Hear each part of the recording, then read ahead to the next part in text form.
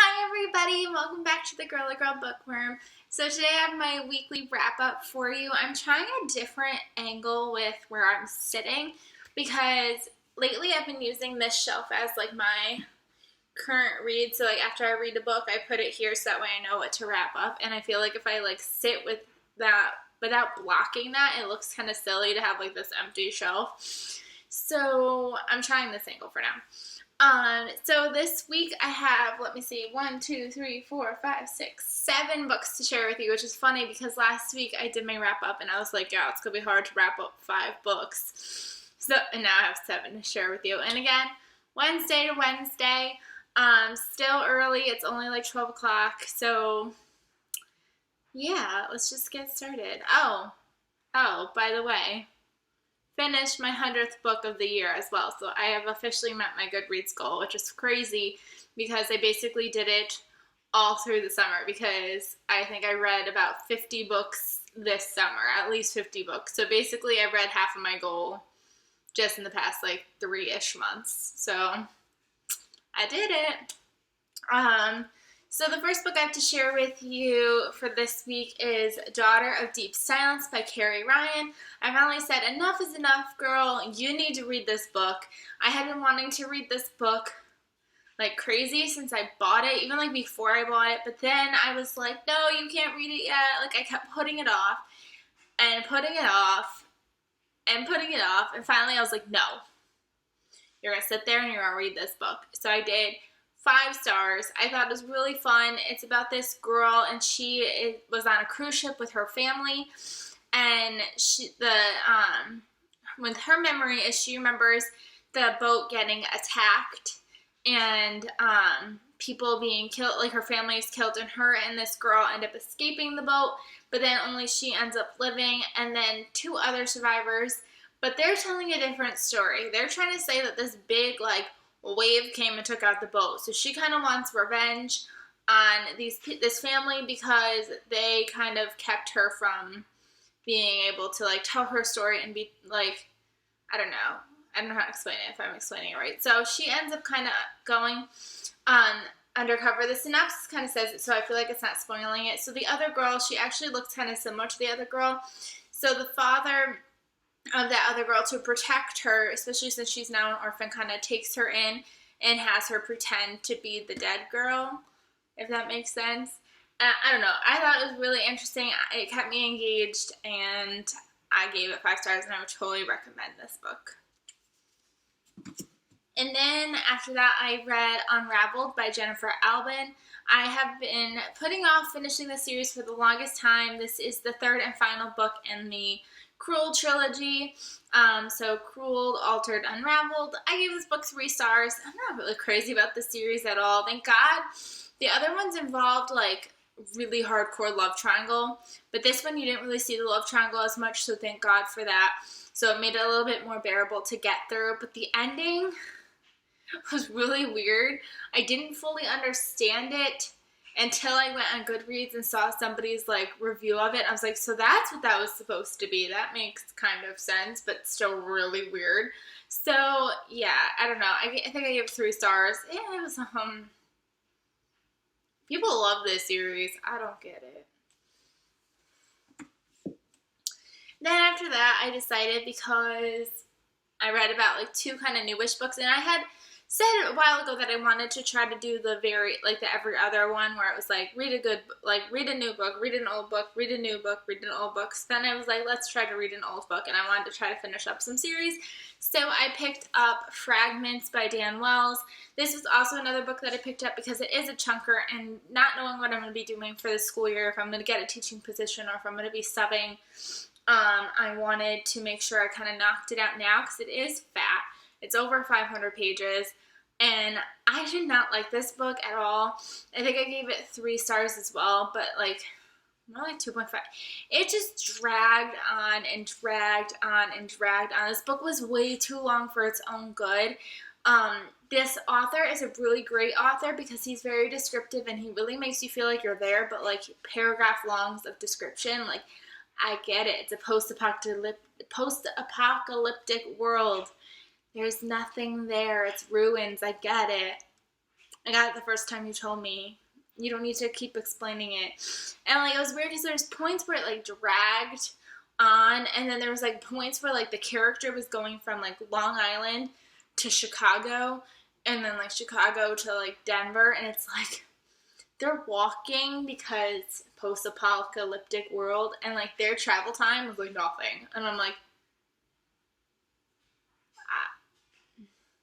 I don't know. I don't get it. I don't even know how to even, like, give you a synopsis for partials in general. It's a world where there are humans and there are partials, and and partials are kind of like these soldiers that were created, and they were, like, I don't even know.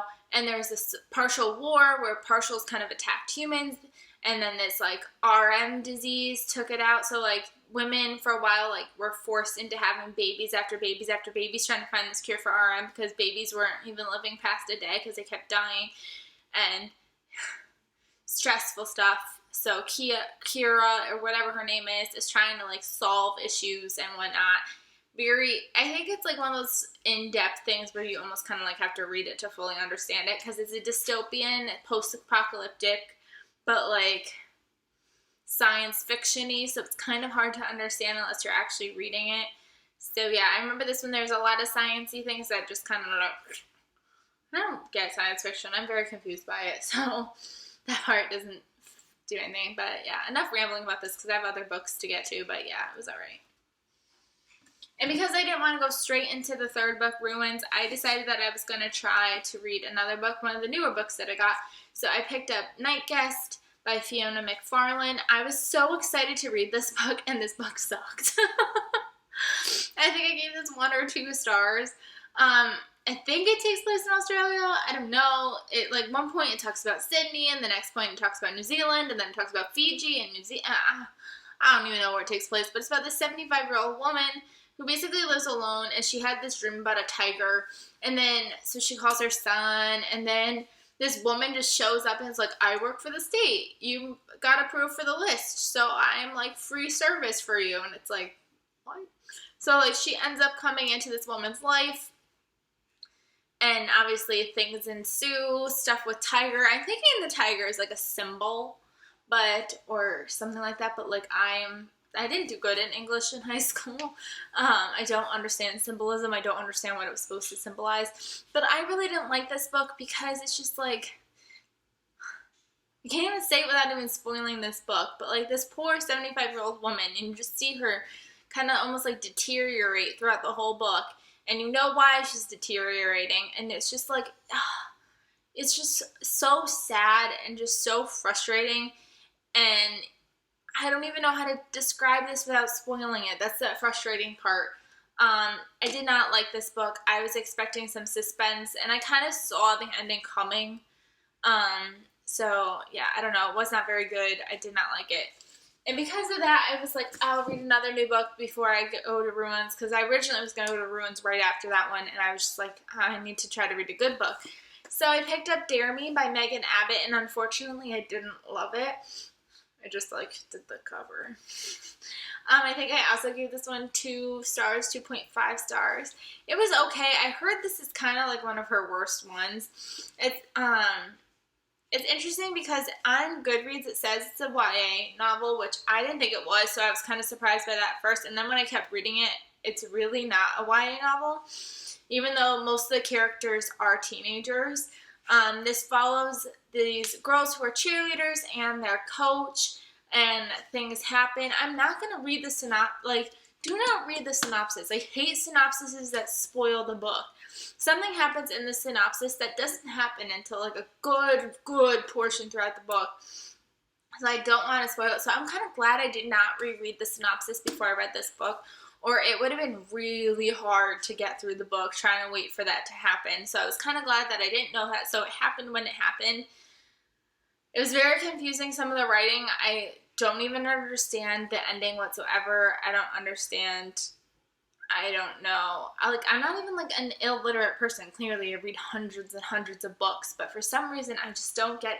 You need to literally tell me what's happening, or I don't know it. Like, you need to spell it out, because when you try to, like, hint at an ending and things, I don't get it.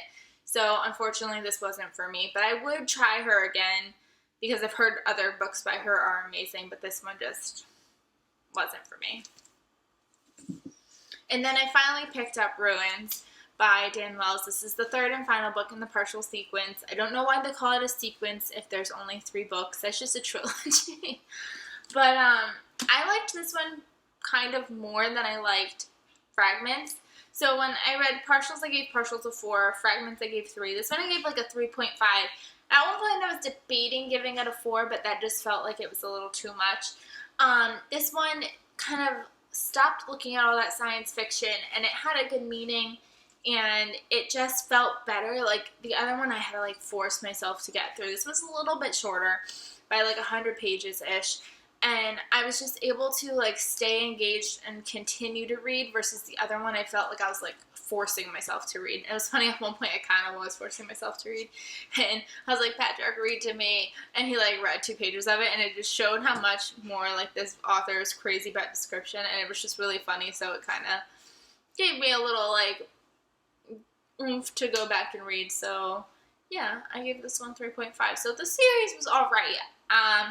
I think if you're into post-apocalyptic sci-fi, kind of dystopian, I know a lot of people are kind of out of the dystopian kind of phase, but I would recommend it to those kinds of people. But for me, it just, it was okay.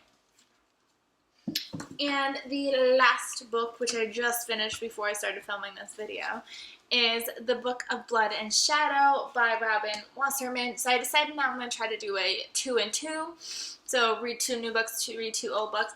This has been on my shelf for a while now. It was one of those like book outlet books that I bought for like $1.99, and I just never got to it. I gave it 3 stars. This is also another book. Do not read the synopsis. It's such a spoiler.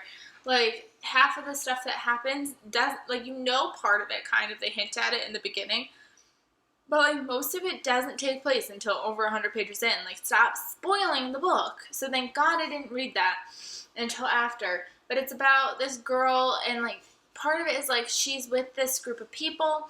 She has her best friend Adrian, her best friend Chris, and Chris's friend Max, and they are like trying to like decipher this book because they speak Latin and the book is in Latin, and they're trying to like decipher it, and because of that they open basically a can of worms and crazy things happen, and it's kind of like trying to figure out what's happening. It takes them abroad, which I'm trying not to spoil too much, but it takes them abroad to follow this mystery to try to solve it, which is kind of cool if you like things like that. But for me, I'm so sick of books that give you another language and then they interpret it for you. So it's like they give you this huge chunk and I'm like, I don't even know how to read that. So then you just skip it. It just takes you out of that element of being able to read it and understand it and enjoy it. So if you like kind of like the old texts and trying to decipher it and mystery and things like that, this book is totally for you. For me, it just kind of took away from my reading experience of it. And yeah, so I gave it 3 stars. It was fun, but not really my favorite kind of thing, if that makes sense. So those are all of the books that I read this week. Hopefully my reading will kind of slow down. Hopefully I'll end up getting a job. But, well, no, hopefully I will definitely be subbing or something soon. It's just, I've been waiting to see what happens before I like jump into the subbing bandwagon again, which is really unfortunate. But that's okay. Life throws you twists and you just kind of have to deal with it.